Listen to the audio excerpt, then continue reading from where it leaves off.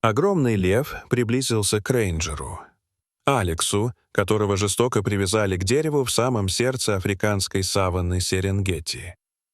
Алекс был связан и оставлен умирать браконьерами.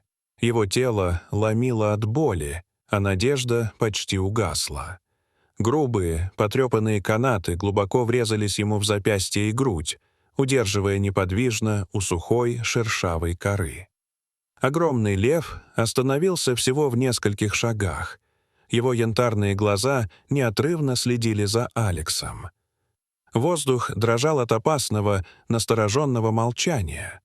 Алекс с трудом пытался унять бешеное биение сердца, вглядываясь в устрашающую фигуру хищника, надеясь заметить хоть тень узнавания. И тогда он увидел это. Потускневший, рваный шрам, тянущийся вдоль правого плеча льва, след от старой, почти смертельной раны, которую Алекс собственными руками зашивал много месяцев назад. Тогда, в своем полевом лагере у высохшего русла реки, он спас раненую львицу, притащившую к нему больного детеныша. А сейчас перед ним стоял великолепный взрослый лев, который с тех пор держался вдали от людей. Лев переступил с лапы на лапу, перевел взгляд с лица Алекса на толстые канаты, стягивавшие его тело. Он опустил массивную голову, грива тяжело качнулась над пыльной землей. Из его груди вырвалось низкое рычание. Звук, который Алекс узнал, в нем не было агрессии, лишь что-то близкое к признанию. Лев осторожно вытянул морду, коснулся зубами веревки, затем отступил, словно оценивая прочность узлов. Алекс попытался заговорить, но из горла вырвался лишь хрип, сухой, надломленный. «Это я... Алекс», — прошептал он. «Ты помнишь меня?» Лев едва заметно дернул ухом, почти незримый знак того, что он слышит, а потом начал действовать. С точностью, странно контрастирующей с его размерами. Он использовал передние лапы, чтобы натягивать канаты, аккуратно избегая прикосновения к коже Алекса. Все шло медленно. Веревки были туго затянуты. Алекс ощущал прилив адреналина, смешанный с липким страхом. Одна ошибка, и любой укус мог стать смертельным. Но хищник двигался сосредоточенно, выверенно, почти как хирург. Его прежний опыт человеческой заботы, казалось, превратился в непоколебимое доверие, которым он теперь руководствовался. И вдруг тишину саванны разорвал резкий визгливый хохот. Из-за редких кустарников и высоких трав показалась стая гиен, взъерошенные, истощенные, агрессивные. Их тела были напряжены, пасти приоткрыты, глаза горели жадным огнем. Они учуяли запах беспомощного человека и одинокого льва. Лев замер. Он резко поднял голову, мгновенно переключившись с веревок на приближающуюся угрозу. Главная гиена, крупная самка с обломанным ухом, первой рванулась вперед, увлекая остальных. Перед львом встал жестокий выбор — продолжить спасение или защитить их обоих. Стая стремительно сокращала расстояние. Противостояние между одиноким львом и гиенами обострилось за секунды. Лев сделал выбор. Он шагнул вперед, заслонив Алекса своим телом. Раздался оглушительный рев, прокатившийся по равнине. Это был не рев ярости, а чистый, беспощадный вызов. Гиены на миг попятились, ошеломленные мощью зверя, но голод и численное превосходство пересилили страх. Они начали обходить его с флангов, действуя слаженно. Схватка вспыхнула внезапно.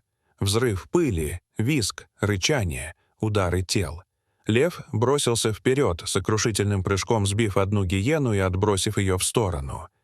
Его массивное тело двигалось с пугающей ловкостью. Он удерживал остальных на расстоянии. Каждый выпад был рассчитан. Каждый рывок — в защиту не только себя, но и Алекса. Мужчина смотрел, не в силах помочь. Сердце грохотало в ушах. Его жгло чувство вины. Он лежал связанным, пока его спаситель проливал кровь. В конце концов лев оттеснил гиен и обратил их в бегство, загнав обратно в кустарники. Но на его боку зияла свежая рана, из которой сочилась кровь. Он вернулся к Алексу, тяжело дыша. Затем снова наклонил голову к канатам. Он зарычал, не угрожающе, а осмысленно. Его взгляд метался между лицом Алекса и узлами. Это был вопрос, просьба: «Помоги мне помочь тебе». Алекс, истощенный, но решившийся, начал судорожно тереть пальцами место, где веревка была чуть ослаблена. Он сдирал кожу, царапался о кору, чувствовал, как по рукам течет кровь, но не останавливался. Лев наблюдал, напряженно, сосредоточенно. Когда Алекс кивнул в сторону ослабленного участка, а затем посмотрел на льва, тот понял.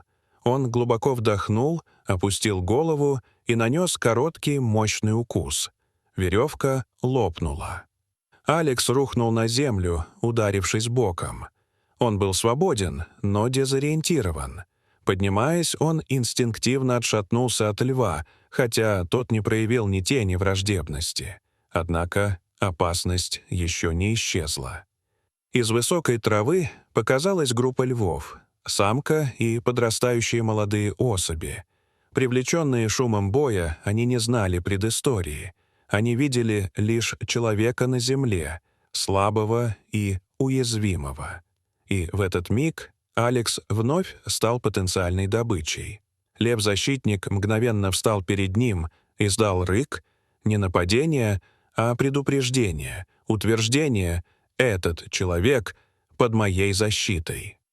Новоприбывшие замерли, сбитые с толку таким поведением. Алекс, пользуясь секундной паузой, отполз за ствол дерева. Его спаситель стоял неподвижно, как страж. И только когда остальные львы наконец отступили обратно в саванну, он обернулся. Угроза миновала. Лев подошел ближе. Его грудь тяжело поднималась и опускалась. В его взгляде не было ожидания или угрозы, только смысл. Алекс медленно протянул руку. Лев наклонил голову, позволяя осторожно коснуться гривы. Именно там, где проходил шрам от их первой встречи. Это было мгновенное, безмолвное подтверждение доверия. Затем лев тихо фыркнул и, сохраняя величественное спокойствие, ушел в золотистую даль саванны, оставив Алекса в живых. Это была не просто встреча, это был урок. Добро, совершенное без расчета, не исчезает. Позже Алекс помог разоблачить и остановить тех самых браконьеров. Но его истинная награда была иной. Доказательство всей его жизни, связь между человеком и дикой природой возможна. Дорогие зрители, что вы думаете об этой истории? Расскажите, пожалуйста, в комментариях. А если вам понравилось это видео, то ставьте лайк и подписывайтесь на наш канал. До свидания.